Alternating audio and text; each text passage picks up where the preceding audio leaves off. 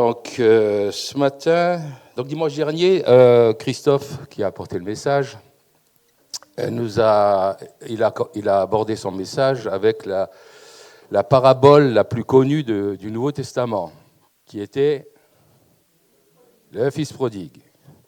Eh bien, aujourd'hui, moi, je vais vous parler du psaume qui est le plus connu de l'Ancien Testament, qui est le psaume 23. D'ailleurs, c'est dimanche dernier que j'ai eu que le Seigneur, je crois qu'il a mis ça sur mon cœur. J'ai une petite difficulté parce que en méditant sur ce psaume qui parle du bon berger, justement, je réalise que je ne suis pas un berger. Et c'est pourquoi je ne vais pas parler à votre âme, ni à votre cœur, ni je ne vais pas m'occuper de vos blessures, de vos besoins, parce que c'est le rôle du berger de prendre soin des brebis. Et tout à l'heure, quand on a projeté ce vase qui était brisé, et que la lumière passait au travers, ce qui m'occupe ce matin, c'est que ça soit la parole que je vais partager, elle vienne de la lumière et non pas du vase. Et cette parole, je pense qu'elle doit parler à votre esprit et non pas à votre vase. Il y a un proverbe chinois qui dit « Si tu donnes un poisson à un homme qui a faim, il pourra manger un jour. Mais si tu lui apprends à pêcher, il mangera toute sa vie. » Alors je pense que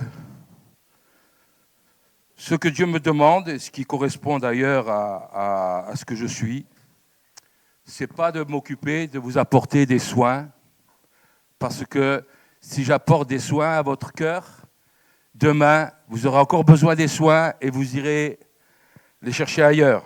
D'ailleurs, c'est un peu normal. Il y a des bergers qui sont là pour ça. Mais si j'édifie votre esprit, eh bien, vous saurez comment vous-même aller chercher la nourriture et la guérison au bon berger qui est Jésus.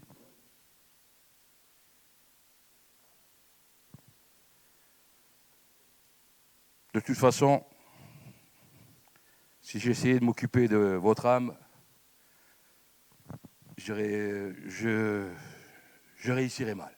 Voilà, chacun son don. Je crois que j'ai été quelqu'un qui était terriblement brisé.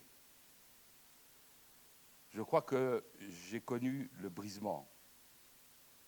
Pas le bon brisement qui libère l'esprit, mais ce mauvais brisement qui nous écrase.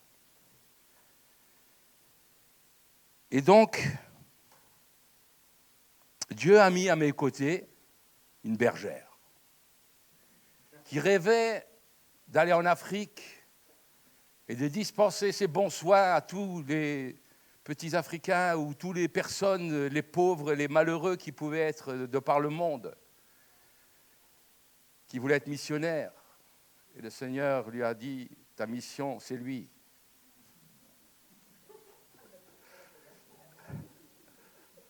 À plein temps. Mais elle, voilà, elle s'est soignée.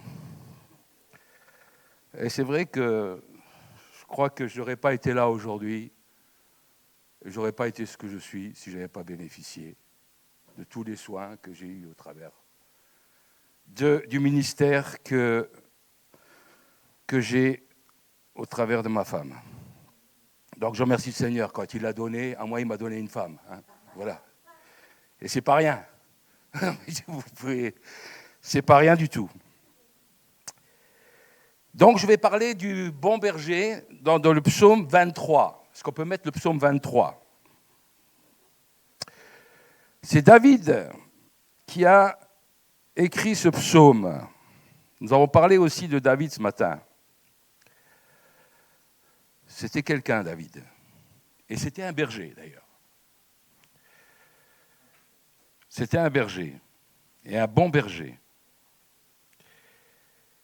Mais là, il parle de l'Éternel et mon berger. Il a fait de l'Éternel son berger. Ou plutôt, il a accepté d'être la brebis. L'Éternel est mon berger, je ne manquerai de rien. Quelle déclaration! En fin de compte, ce psaume, c'est un témoignage. C'est David qui parle de ce qu'il vit avec Dieu. Et David, comme je viens de vous le dire, était un bon berger. Et c'est pour ça que Dieu a été le chercher auprès de ses brebis. Dieu a été le chercher pour faire de lui le roi d'Israël. Et vous savez, en ce temps-là, les rois étaient considérés aussi comme devant être des bergers. Dieu lui-même se présentait comme un berger et que le peuple, il en parlait comme de son troupeau, du troupeau de son pâturage. Et David, quand il a été affronter Goliath, et que le roi Saül, qui tremblait devant Goliath avec toute son armée, et David va le voir en lui disant « Moi, je vais combattre Goliath ». Et Saül lui dit « Mais toi, c'est un homme de guerre, Goliath, toi, tu es un enfant ». Alors il dit « Attends, quand moi j'étais avec mes brebis et que je voyais un lion ou un ours qui venait choper une de mes brebis, je lui courais après, je le saisissais, je lui arrachais ma brebis et je le tuais, s'il fallait le tuer, s'il assistait l'ours ou le lion. David, il disait, j'arrachais la brebis de sa gueule. Et s'il se dressait contre moi, je le saisissais par la gorge. Je le frappais, je le tuais. Ce n'était pas seulement un berger, c'était un guerrier. Dieu n'est pas seulement un berger. Il a toutes les qualités. C'est un guerrier aussi. Il dit à la parole, je suis Dieu, je suis un guerrier. Et donc David a été choisi par Dieu à cause de son cœur. Il avait un cœur. Et Dieu voulait que ce soit un cœur comme ça qui soit à la tête de son peuple. On a parlé tout à l'heure, je crois qu'on a parlé de Saül, je crois, qui a échoué finalement. Et donc Dieu s'est choisi un autre roi, David, pour qu'il soit le berger de son peuple. Et pour être un berger, il faut d'abord être une brebis. Pour être un bon berger, il faut être une bonne brebis. Je ne serai jamais un bon berger car je ne suis pas une bonne brebis. Mais Dieu prend soin de moi.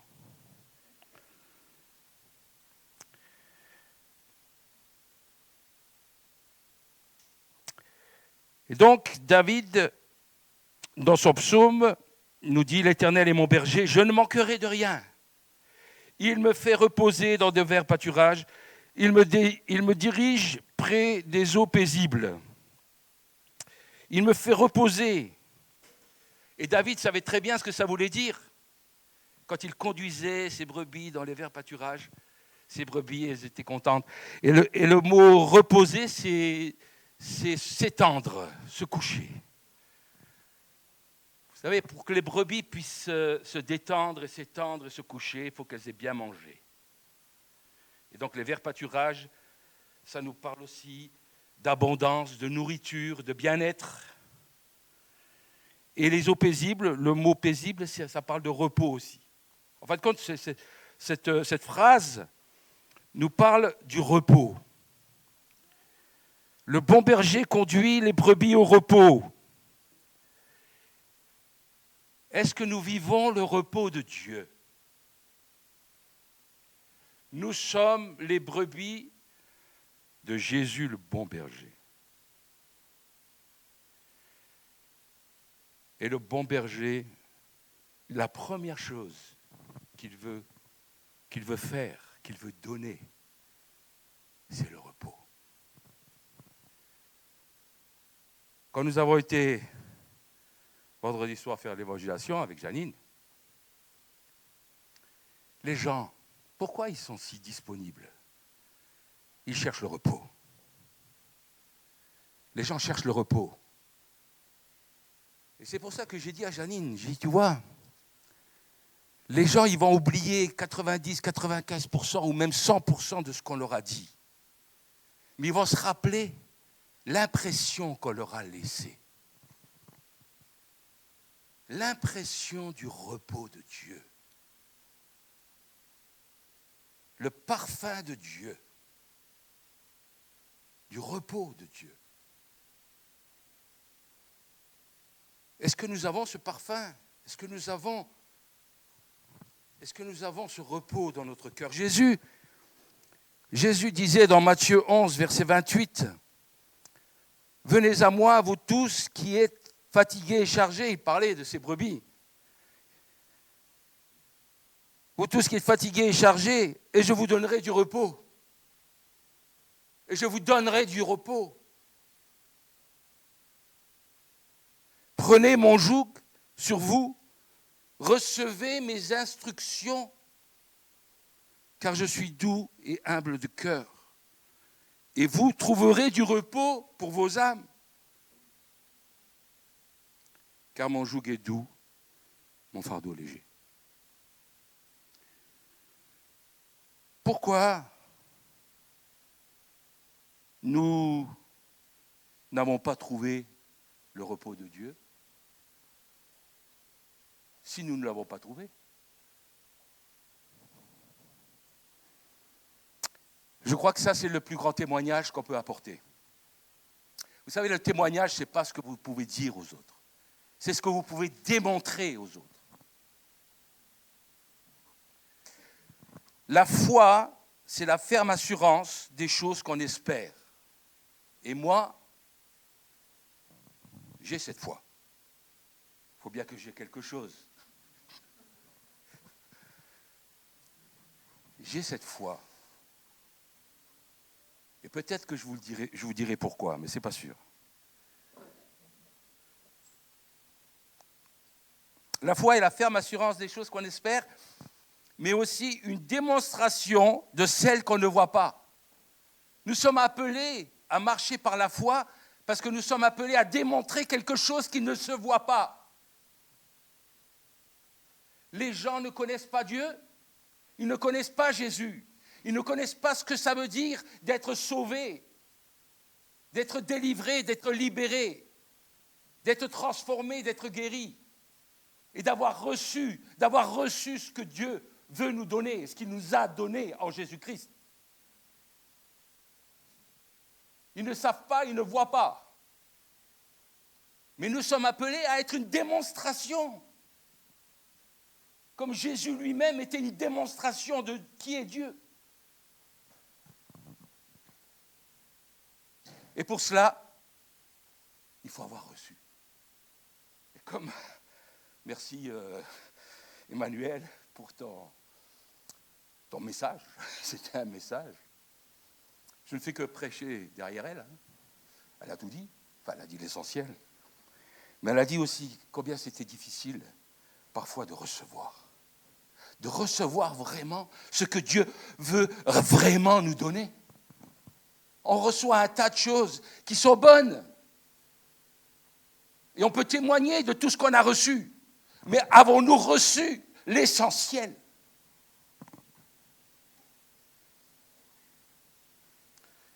Parce que c'est d'abord pour nous, parce que comme Dieu nous aime, il veut nous voir heureux,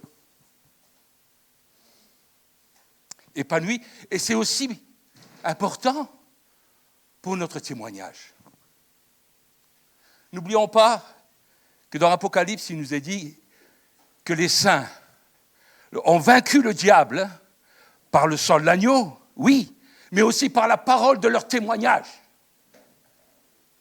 Non seulement ça nous libère, ça nous délivre, non seulement on est béni, mais c'est une arme pour le combat.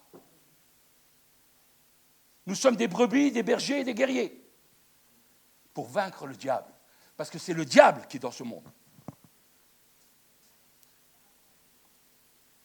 Et donc il nous faut avoir ce témoignage, avoir reçu ce que Dieu veut nous donner.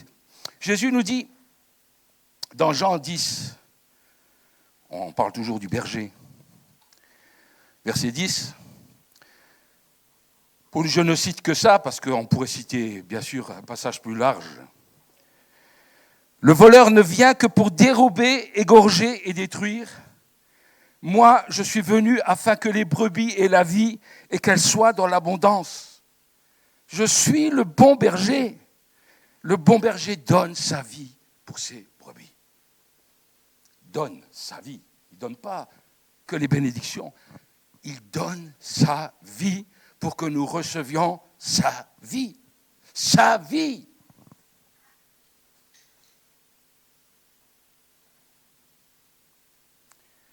Mais il nous parle aussi, donc, des voleurs. Parce que il nous dit bien sûr que sa volonté, c'est que les brebis soient dans l'abondance. Et ça, je vous en ai parlé dans mon dernier message. C'est quoi l'abondance? Vivons-nous dans l'abondance? David pouvait dire, l'Éternel est mon berger, je ne manquerai de rien. Ça peut être notre témoignage. Ça doit être notre témoignage. Mais il y a les voleurs. Et le mot voleur veut dire aussi fausse doctrine. Quand Jésus dit, recevez mes instructions, si nous recevons des instructions de faux bergers, de mauvais bergers ou de fausses doctrines, eh bien on ne vivra pas ce que on est destiné, ce que Dieu veut nous donner de vivre.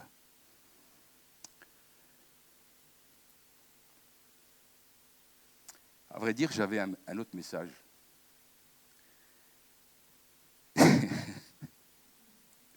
Comme je vous ai dit, je ne suis pas un berger, mais je suis plutôt un don prophétique. Alors mon vase, il est plutôt prophétique, même s'il est ébréché. C'est un prophétique ébréché, mais c'est un prophétique. C'est ça le problème, c'est qu'on est des brèches, on est des vases ébréchés. Alors un côté, un peu, il y a la parole de Dieu qui passe, et un peu, il y a nos blessures qui passent aussi. Alors ça déforme un peu le message de Dieu. Alors moi, j'avais préparé un message sur les brebis et les boucs. Prenez garde que vous ne soyez séduits. Et dimanche dernier, je crois que le Seigneur m'a dit, je crois que là, c'est le vase qui veut parler. Et donc, il a changé. Il est resté sur les brebis, mais il m'a dit, voilà, tu ferais mieux peut-être de méditer sur le psaume 23. Pourquoi? Parce que j'ai été blessé par les soi-disant boucs. Et qu'il reste peut-être des blessures, comme très bien ton introduction. Et il reste peut-être des blessures. Alors Dieu m'a dit, tu ne peux pas encore prêcher ça. Ton message, il sera encore trop teinté. Alors voilà, donc, je ne sais plus pourquoi je vous disais ça. Mais voilà, pour les mauvais bergers, quoi. Je veux dire, c'est bon, je ne sais pas pourquoi je vous ai dit ça, mais bon. Ésaïe 42, verset 21, nous dit « L'Éternel a voulu, pour le bonheur d'Israël, publier une loi grande et magnifique, et c'est un peuple pillé, dépouillé. On les a tous enchaînés dans les cavernes, plongés dans les cachots. Ils ont été mis au pillage et personne qui les délivre. Dépouillés et personne ne dise restitue. » C'est un peuple qui est captif, c'est un peuple qui souffre, mais c'est un peuple qui n'a pas de berger. Personne pour venir les délivrer. Et c'est le peuple de Dieu. Alors bien sûr, vous me direz, c'est le peuple d'Israël. Mais moi, je crois que nous sommes greffés, d'ailleurs, sur l'olivier saint et que nous partageons les mêmes problèmes, les mêmes souffrances, le même état. Jésus, dans Matthieu 9, 36, voyant la foule, il fut ému de compassion pour elle, parce qu'elle était languissante et abattue comme des brebis qui n'ont point de berger.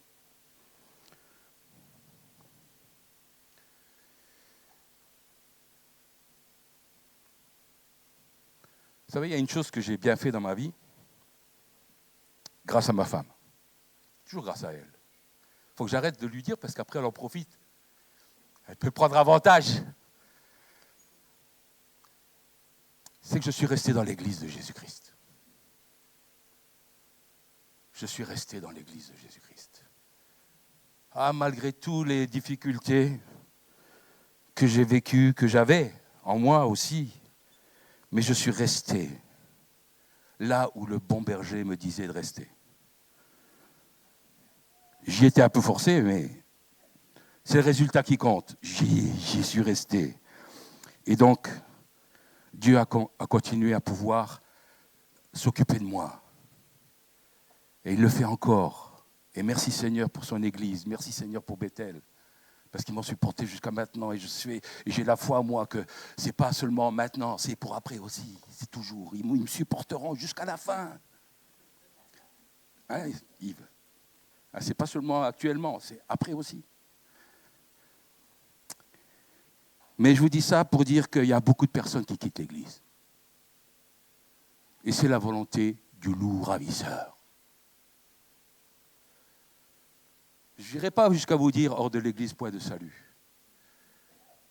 Mais quand on est hors de la bergerie, on est hors de l'Église, on est tellement vulnérable. Et d'ailleurs, on ne peut plus avancer. Dieu ne peut plus vraiment s'occuper de nous et nous soigner. Parce que c'est le désir de Dieu de continuer à nous soigner. Comme l'a très bien dit Nathalie, c'est vrai qu'on est tous blessés, on est tous abîmés, mais c'est nous que Dieu a choisis. Et non seulement il nous a choisis pour nous soigner, mais il est capable même de nous utiliser pour bénir les uns les autres, parce qu'il vit en nous, la lumière passe, la lumière passe, l'amour passe, on est capable de faire des choses extraordinaires, mais aussi de faire des choses pas belles du tout, pas bonnes du tout. Mais ce n'est pas grave. On a une assurance tout risque, le Seigneur y paye. Le Seigneur y paye. Moi, vous savez, quand je suis blessé maintenant, je vais voir le Seigneur, je demande des indemnités. Ah ouais? Je ne me laisse plus comme ça blessé. Je dis, Seigneur, tu vois, j'ai été blessé, qu'est-ce que tu me donnes? Donne-moi quelque chose de bon que je puisse pardonner. Tu sais que je dis du mal, sinon. Hein. Dieu est bon. Non, je ne plaisante pas, là. Je vous dis, là, je suis sérieux. Dieu, il aime tellement nous donner. Il comprend ce qu'on a besoin. Et il nous donne des bonnes choses. Ensuite, il nous a dit, donc, il restaure mon âme, il me conduit dans les sentiers de la justice à cause de son nom. Il restaure mon âme, il guérit, il répare, il soigne. D'ailleurs, le mot, c'est soigner. Il soigne notre âme, il soigne notre cœur.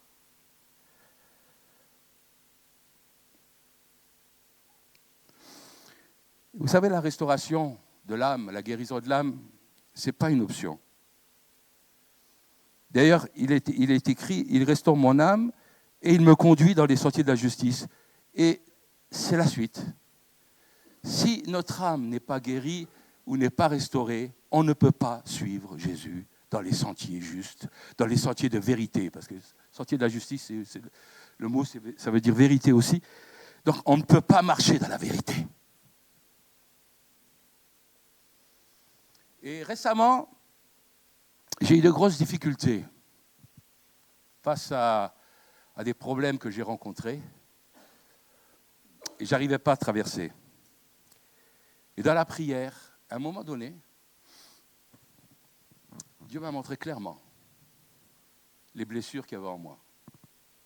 Il m'a dit, à cause de ces blessures, tu ne peux pas aller droit. Tu ne peux pas prendre mon chemin. Tu ne peux pas marcher sur mon chemin si tu n'es pas guéri. Pourquoi des fois on peut faire des choses belles et d'autres fois, waouh, on a des réactions si violentes, si agressives, méchantes parfois. C'est nos blessures qui parlent.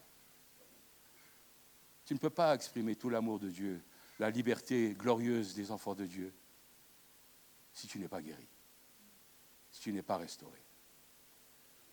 Et Jésus dit, venez à moi, pour recevoir les soins du bon berger.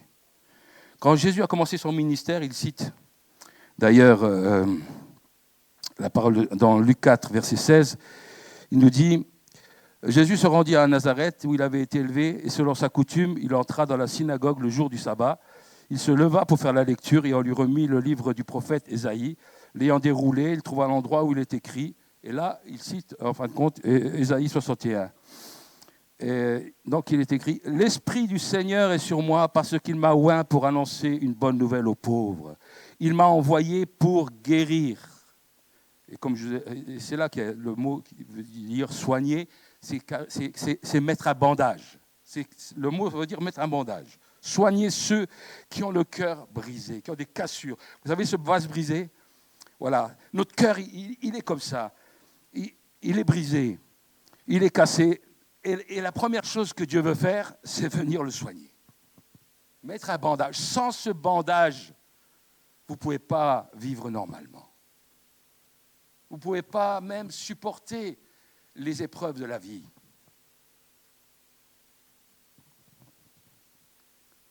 Il m'a envoyé soigner ceux qui ont le cœur cassé. Et ce n'est pas normal que dans nos églises, autant de personnes continuent à porter ces blessures.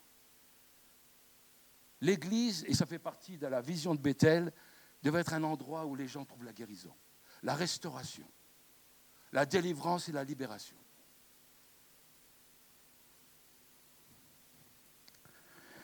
Pour soigner ceux qui ont le cœur brisé, pour proclamer aux captifs la délivrance, aux aveugles le recouvrement de la vue, pour renvoyer libres les opprimés et pour publier une année de grâce du Seigneur. Pour publier une année de grâce. Vous savez ce que ça veut dire l'année de grâce du Seigneur? Et qu'est-ce que ça veut dire l'année de grâce du Seigneur?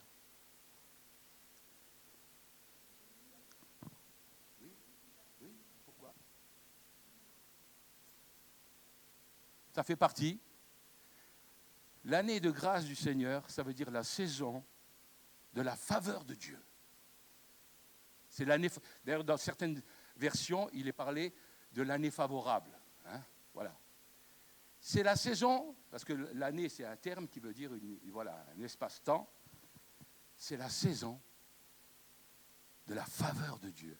Alors, imaginez-vous les promesses qui sont dans la parole de Dieu, et Dieu vous dit oui pour toi, oui. Oui, il n'y a plus de non. Vous voulez une bénédiction? Allez la chercher, c'est oui. C'est oui. Nous avons chacun la faveur de Dieu complète, totale. Il ne suffit pas seulement de recevoir, il faut aller chercher. Mais si on va la chercher, demandez et vous recevrez. Christophe nous a mentionné d'ailleurs ce verset-là. Vous ne recevez pas parce que vous ne demandez pas ou alors vous demandez mal. Mais pourquoi Dieu nous dit ça? Parce que c'est la saison de la faveur de Dieu. Dieu nous dit oui, oui, oui. Tu veux la guérison? Oui. Tu veux mon amour? Oui. Tu veux ma joie? Oui. Tu veux mon onction? Oui. Tu veux me connaître? Oui. Je vais me révéler à toi. La saison de la faveur de Dieu. Et nous, Bon, je ne dis pas ça. Ce n'est pas une critique. Parce que Dieu, il nous connaît, nous sommes des brebis. Mais parfois, comme d'ailleurs l'a mentionné Christophe aussi, c'était je crois que je ne me rappelle plus, Ray Brooke là, qui avait dit ça. Nous nous contentons des miettes. Nous allons chercher une petite guérison ou une autre. C'est pas faux. Mais quand on comprend tout ce que Dieu veut et peut nous donner, mais il faut aller plus loin. Comme disait Christophe, moi, j'ai le vent qui souffle, moi. Je ne peux pas rester en arrière. Et je vous dis, aujourd'hui, il y en a qui courent. Il y en a qui courent. Parce que le vent souffle. On se laisse porter. Parce que Dieu nous révèle tout ce qu'il veut nous donner aujourd'hui. C'est le temps de la faveur de Dieu. C'est le temps du oui et amen de Dieu. Pose-toi la question, qu'est-ce que j'ai besoin? Et déjà, David, il avait anticipé, avec son caractère prophétique. Déjà, il savait se saisir. Il savait se saisir des bénédictions de Dieu. Je ne manquerai de rien. Il me fait reposer dans les verts pâturages. Il restaure mon âme. Dieu lui a tout donné. Quand je marche dans la vallée de l'ombre de la mort, je ne crains aucun mal. Pourquoi? Comment il pouvait dire « je ne crains aucun mal » ? Vous savez, on a tous à passer. Il ne dit pas quand, si je marche dans la vallée. Il dit quand.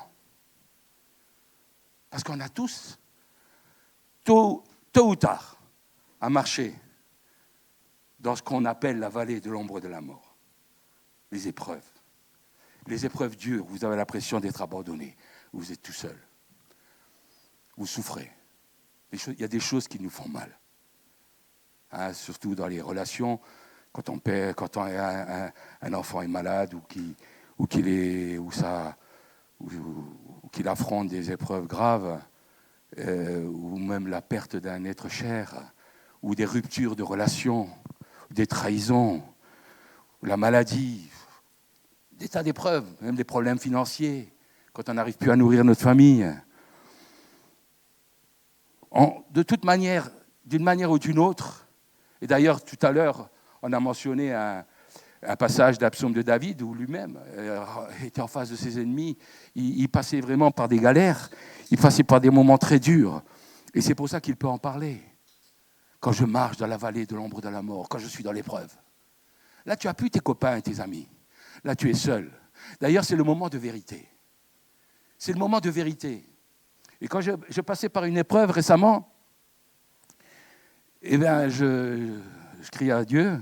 J'avais l'impression, justement, je disais, mais Seigneur, je risque de tout perdre. Et le Seigneur a répondu, mais moi, tu ne me perdras pas. Je serai toujours là. Même si je renie Dieu dans l'épreuve, dans la souffrance, il reste là. Parce qu'il est mort pour moi et il est prêt à remourir pour moi. Parce qu'il m'aime pour qui je suis. Pas pour ce que je fais. Alors je ne crains aucun mal parce que tu es avec moi. Et ce qui est merveilleux dans ce genre d'épreuve, quand vous passez par des épreuves, c'est que c'est là que vous réalisez que Jésus il est là. Parce qu'il ne reste plus que lui des fois. Vous êtes dépouillé de tout, tous vos repères, toute votre sécurité. Parce qu'il y en a qui mettent leur sécurité dans leur santé. Mais quand tu perds la santé, il y en a qui mettent leur sécurité dans leurs revenus, mais quand tu perds tes revenus, il y en a qui mettent leur sécurité, comme moi, dans leur conjoint. J'ai toujours mon conjoint, merci Seigneur, tu me le gardes. Mais quand on perd notre conjoint, moi j'ai eu mon beau-frère qui a perdu sa femme. Il n'y croyait pas, il l'a vu dépérir, il l'a vu être malade. Il a dit, Dieu, non, tu ne peux pas faire ça. Tu ne peux pas faire ça. Moi-même, j'ai traversé la France pour aller prier pour sa femme. Et je lui ai dit, frère, ne crains pas, Dieu ne peut pas faire ça, il ne le fera pas. Elle vivra. Elle est morte. Et je l'ai vu souffrir. Parce que c'était un couple tellement uni. Mais maintenant, je le vois revivre. Vous savez, il parcourt la France pour partager le réveil. Il prie tous les jours pour le réveil. il mémorise des tas de versets, il peut citer comme ça. Il cherche Dieu. C'est un chasseur de Dieu maintenant. Dieu fait concourir toutes choses au bien de ceux qui l'aiment et qui sont appelés selon son dessein. Mais il faut passer par la vallée de l'ombre de la mort. Et là, tu connais Jésus. Là, il est proche. Tu vois qu'il est proche de toi. Ta houlette est tombée. Et là, vous voyez, dans cette phrase, David ne parle plus de mon berger, il parle directement. Tu. Il est passé du il à tu. Il est rentré dans l'intimité. Il connaît personnellement celui qui l'accompagne, celui qui est toujours avec lui, celui qui est son soutien, son appui, celui qui le rassure, il le console, le réconforte quand il a besoin. Jésus nous dit dans Jean 10, verset 14, « Je suis le bon berger, je connais mes brebis et elles me connaissent. » Et le mot « connaître », c'est ginosko, c'est le même mot qu'en hébreu, c'est yada, c'est un mot qui veut dire une connaissance intime. C'est le même mot qui est utilisé dans les relations sexuelles entre un homme et une femme. Ils me connaissent, je les connais. Et c'est là que Dieu veut nous amener. C'est pour ça qu'il permet l'épreuve dans notre vie. N'ayez pas peur de tout perdre. Je me suis posé la question, je me suis dit, ok Seigneur, je n'ai pas peur de tout perdre. J'ai beaucoup de bonnes choses, beaucoup de belles choses.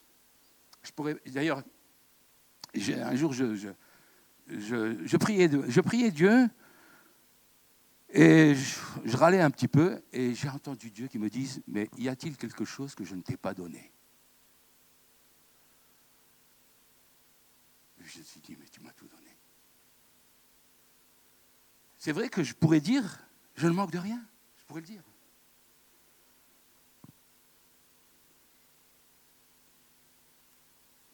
Mais ce que le Seigneur veut, ce que le bon berger, ce que Jésus veut, c'est que nous connaissions, nous vivions, nous entrions dans cette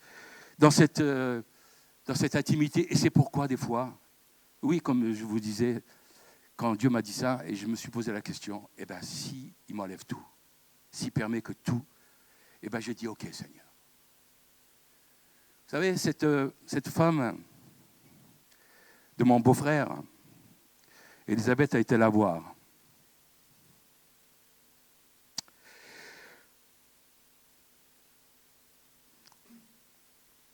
Quelques jours avant qu'elle décède, elle était très mal en point. Et elle a dit à Elisabeth, à sa sœur, je te dis oui. Et je te dis oui, tu peux tout m'enlever, tu peux m'enlever la vie, tu peux tout me prendre. Je te dis oui. Quelle confession, quel témoignage. Quand nous disons à Jésus, je te dis oui, tu peux tout me prendre. Je sais que je serai avec toi. Je serai avec toi. C'est mon essentiel. C'est pour ça que Dieu permet l'épreuve. Il veut nous amener à cette connaissance de lui comme il nous connaît. Et il dit, et comme je connais le Père. Vous imaginez? Il veut nous amener à le connaître de la même nature, comme il connaît le Père. Quelle intimité, quelle communion. Et je donne ma vie pour mes brebis.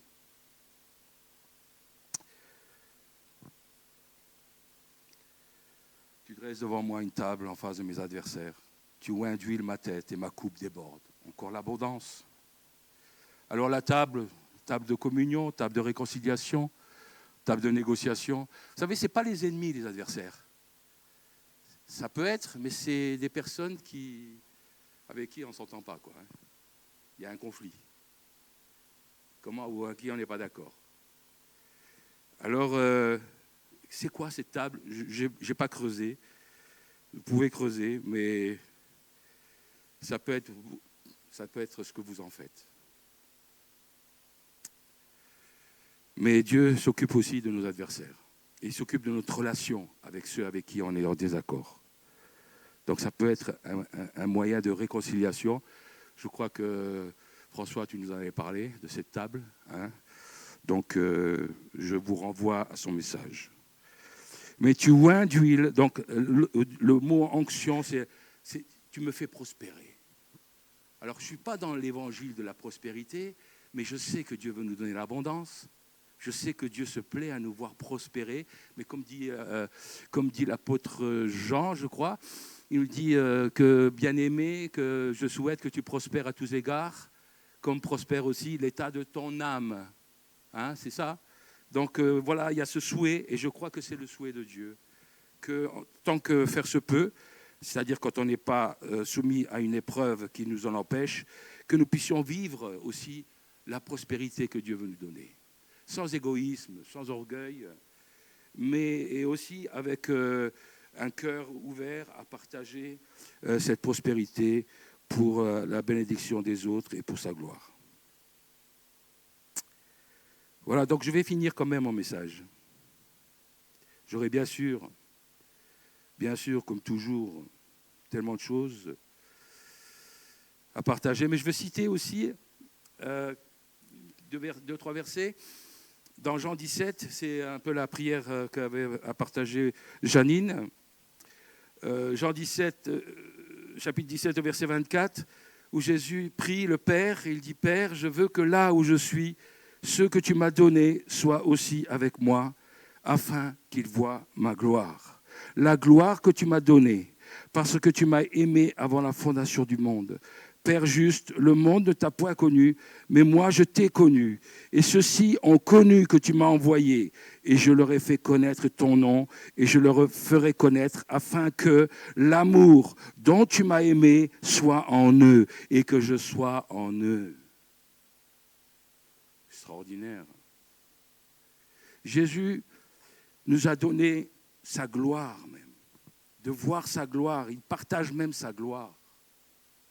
Jusqu'où il veut nous amener. Et j'aurai d'autres versets, mais bon, on va pas y rentrer. Mais ce que je suis en train de partager, c'est tout l'héritage, c'est tout le don de Dieu. Jésus disait à la Samaritaine, si tu connaissais le don de Dieu, tu lui demanderais. Connaissons-nous le don de Dieu? Connaissons-nous ce qu'il veut nous donner, ce qu'il nous a donné, le Père en Jésus-Christ? Comme disait un ami évangéliste, le jour où nous serons devant le Seigneur, il nous dira, viens voir. Et puis il ouvrira une porte qui donne sur une grande pièce avec un tas de cadeaux, comme on a toujours rêvé à voir. Alors, tous les cadeaux, les dons, vous savez des cadeaux? Le chariot de cadeaux, là, qui c'est qui avait parlé de ça? C'était Marion qui avait parlé de ça. Voilà. Tous ces cadeaux qu'on a toujours rêvé d'avoir. Et nous, on va lui dire, mais c'est magnifique. C'est quoi tous ces cadeaux? Eh bien, c'est tous les cadeaux que j'avais pour toi pendant ta vie terrestre, mais que tu n'as jamais réclamé. Que tu n'as jamais réclamé. Nous vivons dans une sorte de pauvreté, alors qu'il nous a donné l'abondance.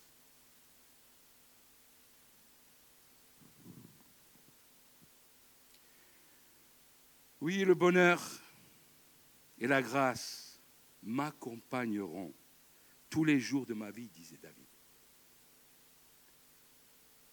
Au verset 6, donc.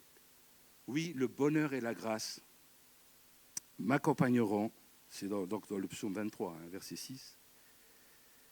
Et le bonheur, parce que moi, vous savez, quand j'étudie un passage, je vais dans le dictionnaire grec, hébreu, etc. Bon, j'ai l'impression de torturer la parole de Dieu, mais bon. Oui, le bonheur, ça veut dire ce qui est bon, ce qui est pur, ce qui est agréable. Dieu veut que nous soyons accompagnés par tout ce qui est bon, pur et agréable. Et ça, la grâce veut dire aussi la miséricorde, bienveillance, bonté, amour, attachement, faveur. C'est tout ce qu'il y a écrit. Faveur, justement, je vous en ai parlé tout à l'heure. Mais toute cette bonne chose, Dieu veut qu'elle nous accompagne. Et le mot accompagner, ce n'est pas vraiment accompagner. Si accompagner, ça vient à la fin. Mais au début, ça veut dire poursuivre, persécuter. L'amour de Dieu nous persécute. Il nous poursuit. Il nous poursuit avec le bonheur. Et nous, qu'est-ce qu'on a l'impression qu'est-ce qui nous poursuit? Le risque de pauvreté, la méchanceté, le malheur. On craint le malheur. Dieu nous dit, ne crains pas le malheur. Il nous poursuit avec le bonheur. Je me rappelle quand j'étais gamin, j'étais sur les manèges, vous savez, ça tourne, tu sais, les petits chevaux de bois, là, tout ça. Et donc, il y avait un ballon avec un pompon, et que la personne, elle agitait, et si tu chopais le pompon, et bien, tu avais un tour gratuit. Voilà, alors moi, j'étais tout petit, j'étais sur mon cheval, et puis le pompon qui dandinait là sur ma tête, je le poussais, je dis, mais qu'est-ce qu'il a persécuté comme ça? J'ai rien compris. Je comprenais pas. Et ma mère qui disait, mais prends-le. Mais on est comme ça, nous. Il nous persécute, il nous poursuit avec son amour, avec sa bénédiction, avec ce qui est pur, bon, agréable, avec sa bienveillance, sa bonté, son amour. Et nous, on fait comme ça. Parce qu'on est tellement persuadé qu'on est en danger et qu'il faut se protéger. Et qu'on a du mal à recevoir, comme disait Emmanuel. Parce qu'on est dans la crainte. L'amour parfait de Dieu bannit la crainte. Donc on a besoin d'une délivrance de la crainte. Pour pouvoir accueillir, recevoir, prends le pompon, tu auras un tour gratuit, peut-être même 10 tours. Si tu... Voilà, alléluia, tous les jours de ma vie, et j'habiterai dans la maison de l'Éternel. Et le mot habiter aussi, parce que je vous ai dit, je regarde tous les mots, ça veut dire s'asseoir. Le premier sens, c'est un mot qui veut dire s'asseoir, être posé et aussi demeurer. Dieu nous veut assis. Il nous a fait asseoir avec lui dans les lieux célestes. Le diable, il est sous nos pieds. Les problèmes, ils sont en dessous. En esprit, spirituellement, il nous a fait asseoir. Dans le repos, avec lui, dans la communion. Est-ce qu'on a accès? Est-ce qu'on vit ces choses? On doit les vivre. Aujourd'hui, Dieu veut qu'on les vive. Aujourd'hui, le monde a besoin que nous vivions ces choses. Le monde recherche le message, est dans l'attente de la révélation des enfants de Dieu, des fils de Dieu. Nous avons une révélation à apporter. Nous avons une démonstration à apporter à ce monde. Si nous ne le faisons pas, nous n'honorons pas Dieu avec tout ce qu'il nous a donné. Et nous avons aussi une mission. C'est d'être une bergerie. Le bon berger a besoin d'une bergerie pour accueillir tous les enfants prodigues qu'il va amener. Et pour savoir les soigner, les libérer, les délivrer, et leur faire connaître combien Dieu est bon. Amen. Alors, un dernier verset, parce que je l'aime bien celui-là, vous allez vite comprendre pourquoi. Psaume 92, verset 13, je crois qu'on ne l'a pas là. Les justes croissent comme le palmier, ils s'élèvent comme le cèdre du Liban, plantés dans la maison de l'Éternel. Donc les justes sont plantés dans la maison. Il faut qu'on soit dans la maison. Et j'habiterai dans la maison de l'Éternel. Et Bethel, ça veut dire la maison de Dieu. Je veux m'asseoir dans la maison de Dieu. Je veux demeurer dans la maison de Dieu. Parce que c'est là que Dieu me veut, c'est là qu'il veut me bénir. Et c'est là que le bon berger prodigue tous ses soins et ses bénédictions à ses brebis. Donc, planté dans la maison de l'Éternel, il prospère dans les parvis de notre Dieu. Il porte encore des fruits dans la vieillesse. Ça me plaît, ça. Ils sont pleins de sève et verdoyants. Alléluia. Eh bien, merci Seigneur, qu'il n'y a pas d'âge pour lui. Comme dirait quelqu'un, on n'a pas l'âge de ses artères, on a l'âge de ses désirs. Alléluia. Que Dieu me fasse rajeunir comme l'aigle et qu'il me garde dans ce désir de le connaître. Lui et la puissance de la résurrection, comme disait Paul, l'apôtre Paul. Et que je porte encore des fruits dans la vieillesse et que je reste plein de sève et verdoyant, pour glorifier mon Seigneur, mon Dieu, mon berger. Amen. Amen. On va prier. Alléluia. Merci pour votre soutien. Merci Père. Ah, merci Père. Quelle grâce de pouvoir te louer et te prier en connaissance que tout cela est vrai. En connaissance que tu peux bien faire au-delà même de ce que nous imaginons ou pensons. Que même notre connaissance n'est rien comparé à qui tu es réellement. Parce que nous sommes incapables d'accueillir la révélation de tout ce que tu es, de toute ta gloire, mais aussi de tout ce que tu nous as donné en Jésus-Christ. Et je prie, Seigneur, que chacun, que par ton esprit, tu illumines les yeux de nos cœurs, afin que nous puissions connaître et savoir quelle est l'espérance qui s'attache à notre appel. Qu'est-ce que nous sommes en droit d'espérer? Quel est l'héritage que tu réserves aux saints? Et quelle est la puissance que tu as donnée à ton Église, cette puissance qui a ressuscité Christ d'entre les morts et qui peut ressusciter tout ce qui est mort en nous, pour nous donner la vie et la vie éternelle et la vie en abondance. Au nom de Jésus. Amen.